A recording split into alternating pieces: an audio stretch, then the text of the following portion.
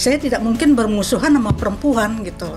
Walaupun saya dibayar berapapun untuk membela laki-laki, kalau memang laki-lakinya sudah salah arah, saya tidak mungkin menerima bayaran itu gitu. Kadang-kala juga orang perempuan sudah kuat banget, sudah kuat. Sudah punya pekerjaan sendiri, udah mandiri. Kenapa harus dibuat KDRT? Karena itu egonya yang laki.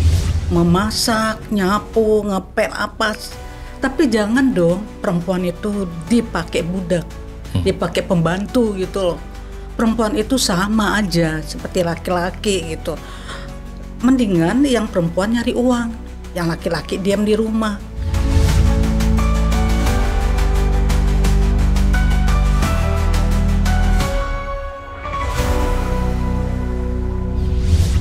Bicara cerdas pasti ada solusi. Selamat datang di The Justice bersama Ibu Agung Intan. Swastiastu, Ibu. Swastiastu.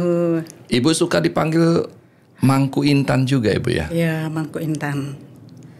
Perempuan, spiritual. Ibu, bagaimana ceritanya, Bu? Kok bisa memilih profesi sebagai pengacara? Oh, saya memilih profesi sebagai pengacara karena lika-liku kehidupan saya sangat sangat menantang sekali untuk saya terjun di pengacara gitu. Kenapa sih kok istilahnya wanita-wanita tertindas? Udah itu adanya KDRT, adanya macam-macam dah gitu. Di sana saya melihat peluang, soalnya banyak orang-orang yang datang ke rumah. Waktu itu saya belum jadi pengacara, baru kuliah di hukum gitu.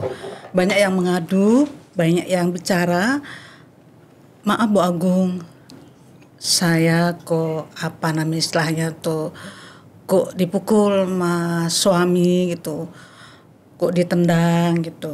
Pagi-pagi mereka mengadu ke saya. Terus saya solusinya, Bu, kenapa Ibu dipukul gitu? Karena suaminya pemakai gitu. Datang dari klub malam, datang istrinya pas ngajak anak, menggendong anak, tahu-tahu bapaknya ini datang memukul gitu. Solusinya begini aja, coba deketin baik-baik kalau sudah sadar. Kenapa kok sering kali seperti ini gitu. Soalnya perempuan Bali pada dasarnya malu mengadu kepada polisi. Mungkin membuat dirinya aib atau bagaimana gitu. Saya merasa tersentuh banget gitu. Sampai saya menangis gitu. Itu sebelum Ibu menjadi pengacara? Oh, sebelum jadi pengacara. Saya waktu kuliah S1 Hukum di Universitas Ngurah Rai, saya sudah banyak ada klien-klien yang datang ke saya. Tapi saya kan tidak boleh beracara gitu. Cuma saya mengasih nasihat dan mereka supaya tidak kejar polisi gitu. Udah itu saya menasihati mereka, ibu-ibu itu asalnya dari Padang Sambian, ada dari mana, dia tuh memar-memar gitu. Udah itu mereka melaksanakan juga, dia nelpon saya, Bu, saya sudah bicara sama suami saya dan mereka tidak akan melakukan hal itu lagi. Ya baiklah kalau begitu, jangan ngambil keputusan dulu, melapor ke polisi. Saya bilang kayak begitu gitu. Terus ada lagi ibu-ibu dari Bukit mengadu, ditinggal sama suaminya, datang-datang minta uang, udah itu datang-datang nggak dikasih, ditendang, istrinya diusir. Pas ibu itu dalam keadaan hamil gitu. Ibu saya belum pengacara, Bu gitu. Iya, saya tersentuh untuk kesini ke rumah ibu gitu. Solusinya begini aja, Bu ya. Solusi yang terbaik kalau emang ibu terpanggil untuk ketemu sama saya akan memberikan solusi. Ibu tenangkan diri. Udah itu bayi ibu akan lahir lagi 1 bulan. jangan itu dianggap gitu. Tenangkan, sebagai ibu rumah tangga harusnya ya seperti ibu rumah tangga yang lain lah gitu. Kalau suaminya jangan dulu dianggap, karena itu akan membantu pertumbuhan janin yang ada di dalam kandungan gitu. Ya deh Bu Gung, terima kasih banyak. Ya kalau ibu tidak kuat di rumah di bukit, tinggal aja di rumah saya di sini gitu. Seperti itu saya ngubungi suaminya. Kebetulan suaminya kenal sama saya gitu. Saya kasih pengertian gitu. Pak, enggak boleh seperti ini wanita. Sekuat-kuatnya wanita tidak mungkin bisa mengalahkan Bapak karena Bapak orang laki. Kenapa? Karena Bapak saingannya bukan orang perempuan gitu. Tolong sayangi, apalagi ini hamilnya anak Bapak akan akan lahir lagi 1 bulan. Kalau ndak Bapak menyayangi, siapa lagi? Karena orang tua, ibunya atau bapaknya pasti itu akan terpengaruh oleh janin yang ada di dalam. Dia menjawab, mungkin waktu itu dalam keadaan apa ya, dia tuh nangis gitu. Mau ndak Bapak itu berubah? Kalau Bapak ndak mau berubah, saya akan laporkan ke polisi di Polsek Kute, bukan di sini gitu, karena arealnya di Kute. Gitu. Walaupun saya belum pengacara, saya baru semester 6. Dalam hal ini saya akan membantu perempuan, karena perempuan itu adalah hak saya, saudara saya, tidak mungkin orang lain gitu. Perempuan yang ada di bumi itu saya anggap perempuan itulah saudara saya. Saya tidak mungkin bermusuhan sama perempuan gitu. Walaupun saya dibayar berapapun untuk membela laki-laki, kalau memang laki-lakinya sudah salah arah, saya tidak mungkin menerima bayaran itu gitu. Saya lebih baik saya membela hak kaum wanita yang ada di bumi pertiwi ini gitu loh Pak. Wow, itu tujuan yang sangat mulia Bu.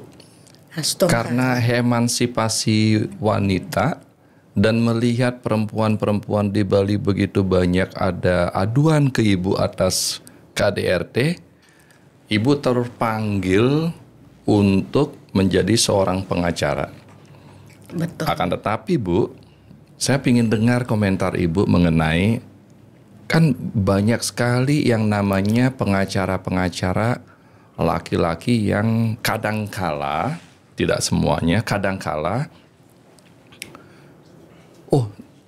terlihat menyeramkan, terlihat melakukan intimidasi, terlihat keras. Nah, Ibu seorang perempuan, bagaimana menghadapi pengacara-pengacara laki-laki ini yang memang umumnya karakternya keras, umumnya karakternya menekan, umumnya karakternya kadang-kadang mengintimidasi. Bagaimana caranya Ibu melakukan atau berbuat atas hal-hal tersebut? Ini pengacara. Ya. Kalau dalam hal itu saya belum pernah ketemu pengacara yang Bapak bilang gitu loh. Kalau saya habis sidang, saya langsung go home, langsung pulang. Saya tidak suka umpamanya di pengadilan saya ngobrol-ngobrol gitu, ngomong-ngomong, saya nggak suka seperti itu. Kalau saya habis sidang, saya pulang, udah itu aja. Saya nggak pernah ketemu ya laki-laki yang Bapak katakan tadi, belum pernah saya ketemu. Oke. Nah, kalau kita kembali kepada perempuan, Bu, sepengetahuan Ibu, di Bali ini kan perempuan-perempuan Bali begitu disibukkan dengan budaya dan adat, begitu disibukkan dengan pelayanan kepada suami atau keluarga, begitu disibukkan dengan hal-hal yang memang profesinya beliau juga. Tentu banyak sekali hal-hal yang memang menyebabkan terjadinya KDRT tersebut, Bu. Kalau Ibu melihat ya Bu ya, kenapa terjadi KDRT ini Bu ya? Mungkin yang kenapa terjadi KDRT, Ya mungkin karena pengaruh alkohol, pengaruh mereka main judi, pengaruh mereka narkoba, itu yang menyebabkan gitu. Tapi tidak semua kok orang Bali seperti itu. Ada aja satu dua gitu. Itulah seperti yang saya katakan tadi semula. Itulah jawabannya gitu. Kenapa KDRT itu terjadi gitu. Ya mungkin seperti yang saya katakan itu, mereka tuh habis ke kafe, maaf ya, saya tidak menyinggung semua laki-laki seperti itu, maaf. Ada seberapa yang begitu, habis dari kafe, mereka habis uangnya, udah itu ibunya sibuk di rumah. Seorang perempuan itu sangat sibuk sekali menjaga anak, menyiapkan baju suami, memasak, nyapu, ngepel apa. Tapi jangan dong perempuan itu dipakai budak, dipakai pembantu gitu loh. Perempuan itu sama aja seperti laki-laki gitu. Mendingan yang perempuan nyari uang, yang laki-laki diam di rumah. Daripada yang perempuan udah nyari uang, sudah kerja di rumah, lagi diperlakukan yang enggak sama yang laki, belum lagi ya mereka ada cemburu sosial ke ipar, ke mertua. Itu kadang-kadang di Bali kan kalau nikah itu yang perempuan tuh dianggap orang lain, sama mertuanya, sama iparnya gitu. Semestinya orang perempuan itu yang sudah menikah itu sangat jatuh mengorbankan dirinya karena mereka sudah besar, sudah dewasa, ketemu dan nikah, sangat mengorbankan dirinya di waktu masih muda. Dia tuh kembali menikah dengan orang yang dicintai. Hargailah dia, cintailah dia, anggap anak sendiri. Toh juga sama-sama orang Hindu, sama-sama orang beragama gitu. Janganlah dikambing hitamkan gitu. Itu makanya dan lagi yang saya kupas di sini. Kenapa orang perempuan Bali itu istilahnya tuh jarang mengadu ke pihak berwajib. Saya tanyakan, mereka malu. Orang Bali itu malu. Malu bu saya gitu. Mendingan saya cerai. Begitu orang Bali itu, mereka tuh bicara sama saya gitu. Kenapa malu? Lebih baik adu. Walaupun ibu mau cerai atau enggak, lebih baik kita mencari jalan petunjuk ke pihak yang berwajib gitu. Saya yang antarkan atau ibu diantarkan oleh pengacara lain, tak gitu kan gitu. Banyak orang Bali di Bali, aduh. Kalau saya melihat itu seperti di pasar Kereneng, pasar Badung, mereka nyinjing-nyinjing itu, saya sangat tersentuh sekali, gitu. Nyinjing tukang sun, Bu. Tukang sun atau nyinjing barang-barang makanan yang itu untuk mencarikan suaminya dan istrinya gitu. Saya pernah bertanya, Bu, apa sih yang ibu cari sampai malam-malam jualan begini? Bagaimana saya gitu, saya menghidupi anak-anak gitu. Terus suami ibu, ya suami sih kerja, umpamanya suaminya sebagai satpam, berapa sih untuk aliran dana yang masuk ke istrinya.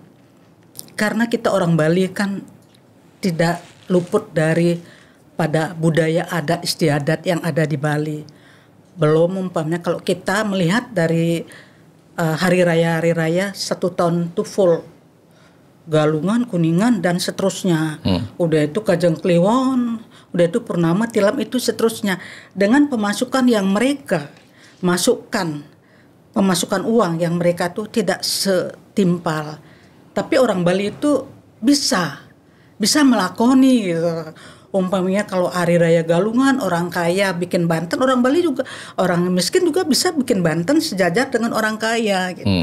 Di sana tuh kita bisa melihat, ibu ini yang tukang jingjing di pasar, setarap dia bantennya dengan orang kaya gitu.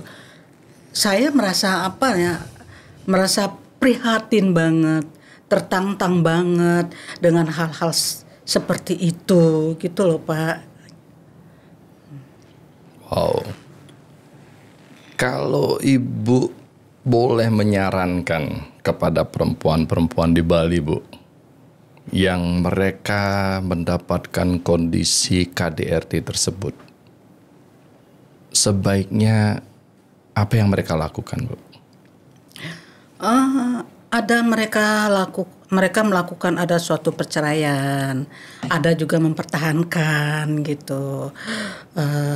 Mereka nggak kuat, bilang nggak kuat gitu. Bali sama Bali lah mereka nikah itu. Kenapa nggak kuat? Karena ibu mertua saya membela anaknya yang laki, ipar-ipar saya membela saudaranya, dan suami saya sendiri juga membela, bagaimana ya, tidak membela istrinya gitu. Itu. Dan yang tidak cerai, yang mempertahankan, dia melihat anak. Walaupun saya disiksa di bagaimanapun, saya tetap bertahan. Terus ada tetap bertahan, tapi dia dicerai oleh suaminya. Bagaimana? Umur yang sudah Maksudnya 90. gimana, Bu? Dia tetap bertahan, tapi Iya. dicerai oleh suaminya. Iya. Yang laki umurnya sudah 80 tahun. Yang cewek sudah kakek nenek. Udah itu dia punya anak laki-laki. Dia kan punya waris hak untuk mendiami tinggal di rumah bapaknya. Tiba-tiba dia diusir sama bapaknya, disuruh pergi karena bapaknya ini kawin lagi dengan orang lain gitu. Mereka sampai sampai memperkarakan sampai ke pihak yang berwajib gitu. Terus sampai di sana aja saya enggak ketemu dia lagi gitu. Di sana saya dapat inti dari pembicaraan itu bahwa saya kan merasa sebagai wanita, kalau saya sudah tua nanti seperti itu bagaimana gitu. Merasakanlah pokoknya kalau ada sesuatu yang ganjil-ganjil, saya kembalikan berpedoman pada diri saya sendiri gitu. Itu aja. Wow. Ternyata banyak kejadian-kejadian perempuan di Bali yang memang tidak mau diungkap ke publik, Bu ya. Iya betul. Mereka pendam, mereka mendatangi orang-orang yang memang mereka percaya seperti Ibu untuk curhat, minta petunjuknya. Kalau kita lihat peran pemerintah atas hal tersebut, apakah sudah berjalan apa belum, Bu ya? Kalau dalam hal ini mungkin kalau pemerintah sudah sih berjalan gitu. Tapi yang mengadu kepada pemerintah jarang. Akhirnya pemerintah kan tidak tahu masalahnya. Kalau mereka bisa mengadu kepada pemerintah, mungkin ada solusinya. Karena mereka tuh pendam aja gitu. Saya waktu itu dapat perkara 10 orang. Itu sampai ya mediasi sampai selesai. Ada sampai perceraian juga, ada berapa orang gitu. Karena mereka ya nggak kuat juga karena ya kita tidak melihat, tidak memojokkan yang laki aja, yang perempuan juga ada yang yang di luar nalar lah mereka, makanya terjadi suatu perceraian juga gitu. Pemerintah di sini kayaknya sudah produktif sekali untuk membela kaum wanita, sudah maksimal mungkin gitu. Tapi di masyarakat mereka orang Bali enggan untuk mengadu kepada pemerintah gitu.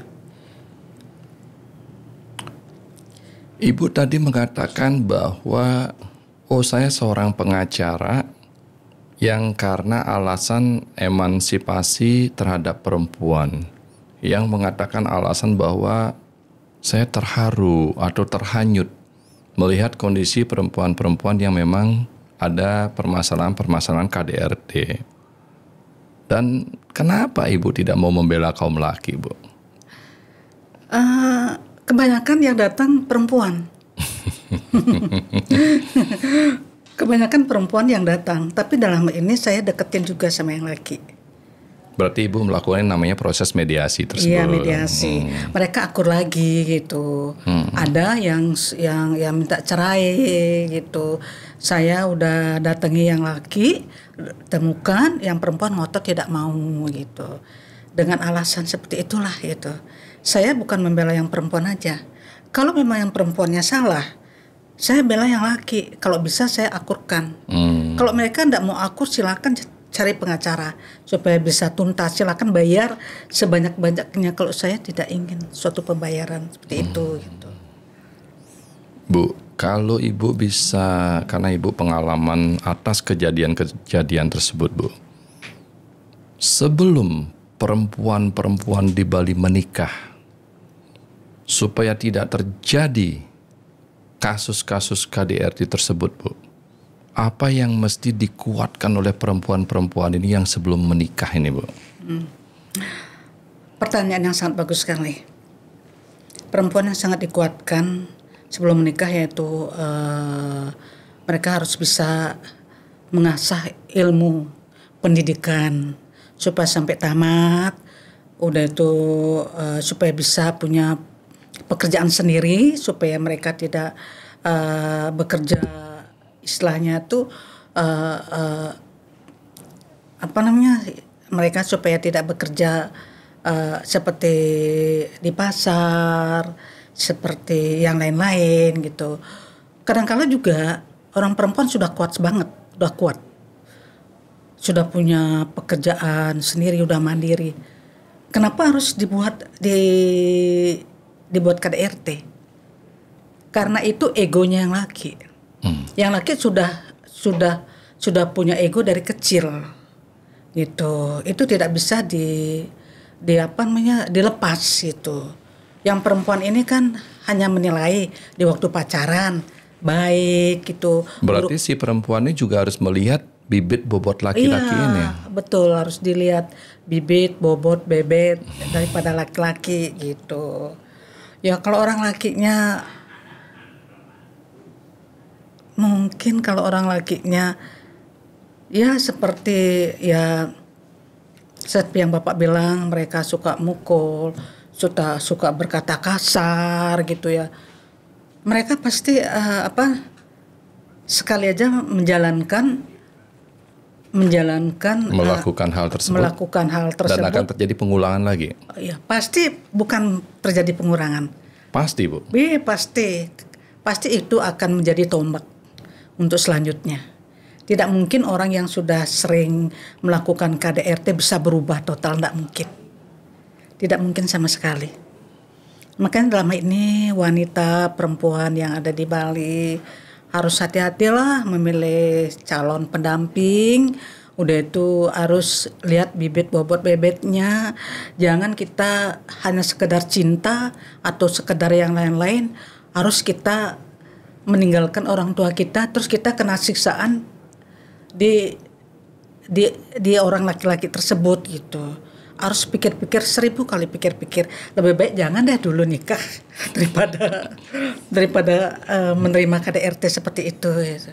Sebelum mengetahui benar, iya, laki-laki yang memang nanti diajak menikah itu, sebaiknya tahan dulu gitu, Bu ya. Iya, betul.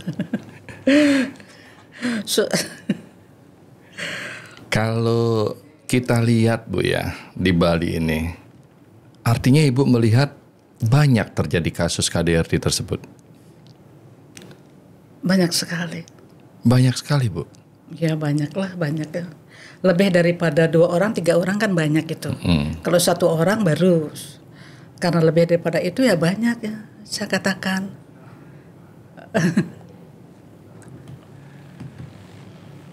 Sekarang kita bicara mengenai pengacara, Bu. Ya. Kalau Ibu melihat pengacara perempuan di Bali kan sekarang banyak, Bu. Apa yang Ibu bisa sampaikan kepada mereka? Pengacara perempuan di Bali memang banyak, tapi saya harap supaya pengacara-pengacara perempuan di Bali merasa tegar, merasa kuat menghadapi permasalahan-permasalahan yang ada. Jangan kalah dengan orang laki gitu. Orang perempuan harus bangkit dan juga harus tunjukkan jati dirimu. Harus tunjukkan bahwa kamu tuh bisa mengatasi permasalahan-permasalahan klien yang kamu hadapi gitu. Jangan merasa baru lawan kita orang laki, kita orang perempuan, kita ciut. Jangan seperti itu. Soalnya kan sekarang ada juga yang demam panggung. Dia baru menghadapi hakim, udah kayak gemetar gitu. Ada juga seperti itu gitu. Makanya pengacara itu harus pemberani. Udah itu menegakkan suatu keadilan yang benar-benar gitu. Udah itu bisa menjadi pertimbangan atau solusi yang baik gitu bagi kliennya gitu. Jangan setiap setiap klien harus diambil gitu. Harus pelajari dulu, betul-betul pelajari gitu. Apakah ini masuk di hatinya atau enggak gitu. Soalnya sekarang kan ya ada juga pengacara, kalau begitu ada uang diambil gitu. Ada uang umpamanya belum dibaca permasalahannya sudah gitu. Jangan seperti itu. Berbuatlah yang baik. Ya menjadi motivasi bagi klien. Klien itu nyari kita kan dia bermasalah. Nyari pengacara supaya dia tuh masalahnya hilang gitu. Bagaimana caranya kita bisa supaya masalahnya hilang gitu. Kalau pengacaranya ada masalah dan ada klien yang mencari yang punya masalah, apa yang terjadi? Coba bayangkan. Begitulah. Sepertinya yang saya dengar ini Ibu bukan sebagai pengacara, kata-kata tadi. Mohon maaf Bu ya. Yeah. Tapi lebih kecenderungan saya mendengar kata-kata tadi itu Ibu sebagai mangku. Betul. Karena Ibu sebagai mangku, sebagai pengacara. Sehingga yang saya dengar, kalau mau jadi pengacara pilihlah kasus yang tidak sesuai dengan hati nurani, jangan asal milih kasus, jangan asal terima uang, itu mangku Bu. Nah, sepertinya karena Ibu mohon maaf sudah dewasa di Winton, sehingga kata-kata itu yang muncul Bu. Tetapi kenyataannya kan sekarang kita sebagai lawyer di bawah, yang penting ada kasus, kita perjuangkan itu kasus seprofesional yang kita mampu. Nah, sekarang kalau umpamanya Ibu menjalankan profesi sebagai mangku dan sebagai pengacara, apakah pernah terjadi gesekan batin itu Bu? Pernah. Pernah Bu? Saya menghadapi kasus narkoba. Mestinya tidak usah saya ambil yang itu. Walaupun bagaimana itu sangat bertentangan dengan hati nurani saya. Kenapa saya ngambil ya? Karena saya merasa iba, orang tuanya datang ke kantor berkali-kali. Saya ambil, saya bela. Sebenarnya kan udah nakal ya. Udah nggak perlu dipertahankan yang itu. Saya udah, Bu, maaf saya tidak ngambil masalah yang gini. Terus didesak akhirnya saya mau ngambil itu. Dan bagaimana saya percaya, saya ngambil kasus itu ya dapatlah untung dikit, tapi uangnya tidak karu-karuan. Habis enggak karu-karuan gitu. Maka dari itu saya berpikir kalau ada kasus yang sangat merugikan bagi klien Tiang, baru Tiang ambil. Kalau umpamanya klien Tiang tidak rugi, Tiang pelajari dulu permasalahannya seperti apa gitu, dan saya tinjau dulu ke lapangan gitu. Kalau memang kebenarannya ada di klien Tiang ambil, kalau enggak gitu. Makanya jaranglah ada apa namanya istilahnya tuh klien-klien yang tiang tangani jarang ada gitu. Jarang ada kebenarannya gitu. Jarang yang tidak sesuai dengan hati nurani Ibu. Ya betul. Ada nggak Bu satu case yang Ibu bela dan Ibu merasa terpuaskan di sana? Ada. Contoh case-nya apa itu Bu? Mungkin sekarang masalah tanah. Ibu ini punya tanah, tapi tanahnya itu diambil oleh saudara lain. Kan tidak berhak. Saudara lainnya itu sudah punya warisan tersendiri. Lagi dia mau mengambil warisan daripada bapak ini gitu. Itu saya pernah tangani, Astungkare menang, ya sangat bahagia sekali ya. Gitu. Dan Ibu pun juga terpuaskan atas hal tersebut. Iya, puas banget. Kalau bagi Ibu sendiri, apa ya arti penting seorang pengacara itu, Bu? Pengacara itu sangat penting bagi masyarakat luas. Orang di mana-mana membutuhkan pengacara. Perusahaan, orang baru lahir pun harus membutuhkan pengacara juga. Semakin besar membutuhkan pengacara. Karena pengacara itu tidak lepas dari suatu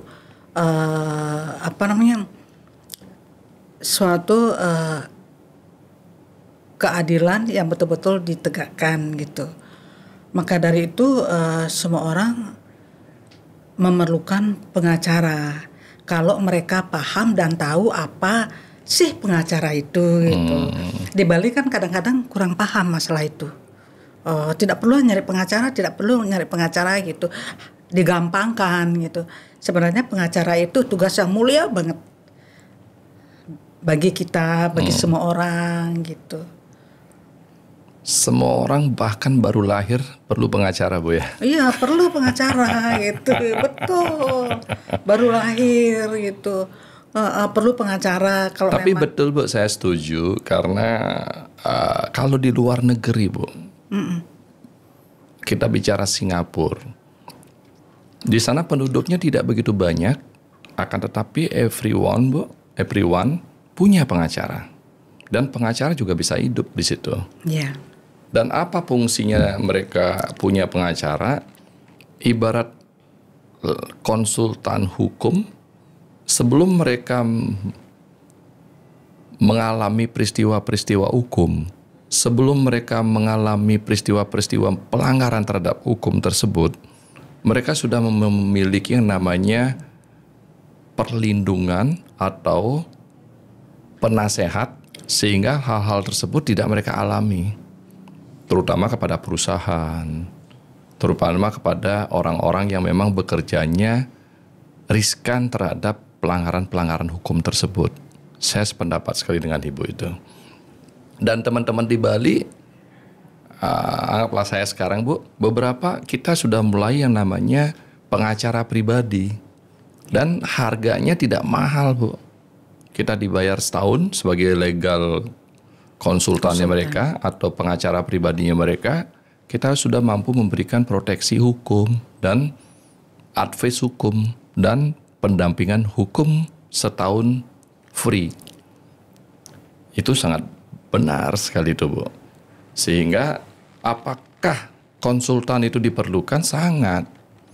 Sama kayak kita sekarang makan, apa aja kita makan, buat apa kita perlu konsultan gizi?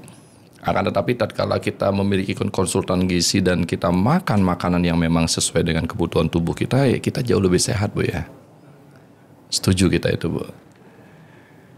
Kalau sekarang kita bicara keadilan yang Ibu sampaikan tadi Bu, sepengalaman saya Bu, orang yang menang dalam perkara, keadilan memang ditegakkan. Tapi kalau orang yang kalah dalam perkara, negara kita ini kok tidak adil ya hukumnya. Apa pendapat Ibu tentang hal tersebut Bu? Kalau dibilang seperti itu ya, banyak kasus sih yang terjadi baik di seluruh Indonesia gitu. Kenapa Indonesia ini terlalu lemah sekali hukumnya gitu. Seperti kasus korupsi koruptor itu. Kenapa tidak seperti di Cina gitu. Sampai sudah ketahuan mereka korupsi langsung dilenyapkan. Hukum mati. Iya, di Indonesia kan hukumnya hanya sedikit, kecil gitu. Itu hukum Indonesia lemah. Karena ada hak asasi manusia di situ, Bu. Yang memang menjadi sebuah pertimbangan hukum.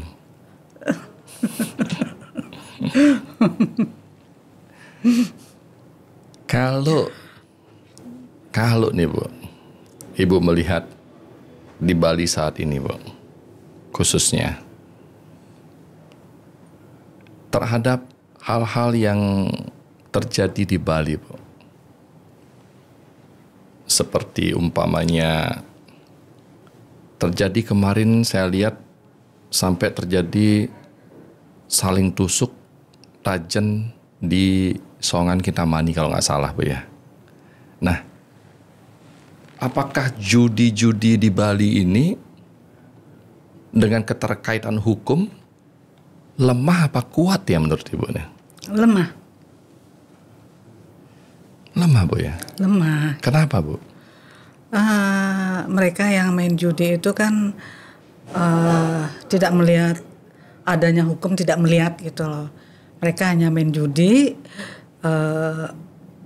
memberi kesenangannya sendiri gitu. Tapi dalam ini seperti yang di Songan di Kintamani itu, bagaimana ya saya? Hanya ada dendam pribadi, mungkin ada dendam pribadi, dan di sanalah diluapkan di pas main judi ya, sambung ayam itu diluapkan dendam pribadinya gitu. Kalau masalah yang lain kayaknya nggak ada gitu. Tapi kalau mereka sudah tidak memikirkan hukum, sudah tidak memikirkan penegak hukum, polisi gitu, hanya dendam gitu. Setelah itu baru mereka berpikir gitu. Setelah melakukan suatu tindakan yang di luar moral daripada si pelaku, mereka baru berpikir. Wow. Berjalan dan menjalani dunia hukum, terutama pengacara, berdasarkan hati nurani. Karena sudah ada pelantikan atau mewinten sebagai mangku, Bu. Sehingga beda cara berpikirnya dan beda cara penanganannya. Kalau bisa, Bu, apa yang bisa Ibu pesankan kepada pemerintah, khususnya di Bali, atas kondisi Bali saat ini yang berhubungan dengan hukum, Bu? Bagaimana ya pemerintah untuk di Bali ya? Yang saya pertahankan yaitu suatu kebenaran aja, kebenaran gitu. Kalau yang lain-lain saya nggak tahu gitu. Pemerintah di Bali kayaknya sudah bagus untuk menerapkan suatu hukum gitu, untuk menegakkan suatu keadilan itu. Saya salut banget itu. Ya semoga orang lain yang belum mengerti dengan hukum supaya penegak hukum atau pengacara-pengacara di Bali supaya difasilitasi untuk memberikan suatu bantuan hukum ke Banjar-Banjar gitu. Supaya mereka memahami hukum itu seperti apa. Sebelum melakukan mereka supaya berpikir 1000 kali berpikir gitu. Kalau kita tidak melakukan atau sosialisasi ke Banjar-Banjar, mereka akan tidak tahu. Ada yang tahu, ada yang enggak itu. Itulah untuk harapan kami terhadap pemerintah Bali supaya bisa mensosialisasikan bagi pengacara-pengacara untuk bersosialisasi ke Banjar-Banjar untuk memberikan bantuan hukum, itu aja. Apakah kita memutuskan sesuatu dengan logika berpikir, atau apakah kita memutuskan sesuatu itu dengan hati nurani? Kalau dari logika berpikir, maka kita akan memutuskan untung dan rugi. Kalau dari hati nurani, maka kita akan memutuskan layak apa tidak layak, pantas atau tidak pantas untuk kita putuskan hal tersebut. Dan bila mana ada kedewasaan di sini dan ada hubungan dengan spiritual, pastinya akan terpengaruh atas keputusan-keputusan yang berhubungan dengan hati nurani. Semoga bermanfaat, salam sehat, berbahagia. Bu Agung, matur suksema. Suksema.